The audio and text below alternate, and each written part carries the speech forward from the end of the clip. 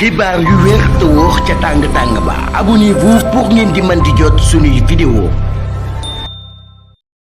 dal leen ak jàmm seen chaîne bi di Buzz 221 HD kii di Ahmed Khalifa Niass di ak personnalité politique ak religieuse bu kenn dootul présenté ci réew mii di Sénégal yëkkati na ay kàddu daal di koy jëmale si ndax régime bu bees bi nga xam ne président Bassirou Diomaye Diakhar Faye moom moo koy daal di jiite am na sañ-sañu waaw wala déet daal di topp ancien allié bii di président Macky Sall si li ni mel kii di Ahmed Khalifa Niass ne lu leer ba am moom mooy que ne bu fekkee ne régime bu bees bi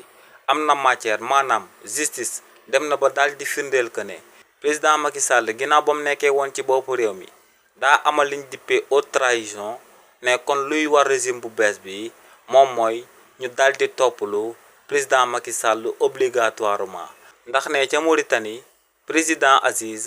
ginnaaw ba mu wàccee dañ ko daal di toppalu ba tey ñoo ngi ko daal di tëj ci kaso bi waaye tamit ne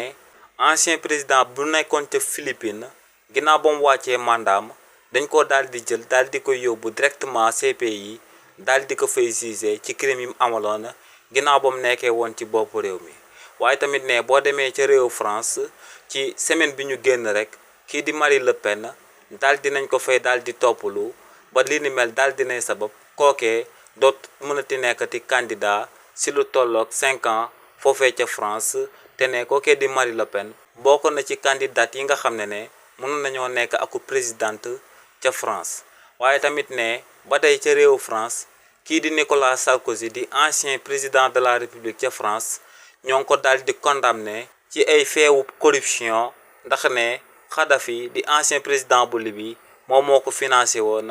te li ni mel moom moo sababoon mu daal di nekk aku président de la République ca réewu France donc ne léegi ci àdduna bi amul président de la République amul nga daal di nekk aku personnalité politique ne lu leer ba am moom mooy que ne képp ku jalgati yoon te yoon daal di am luy firndeel que ne dangaa daal di jalgati yoon ne lu war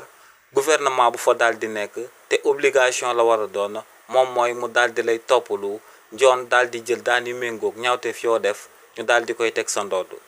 xibaar yu wér te wóor ca tàng-tàng ba abonnez-vous pour ngeen di mën di jot suñuy vidéo.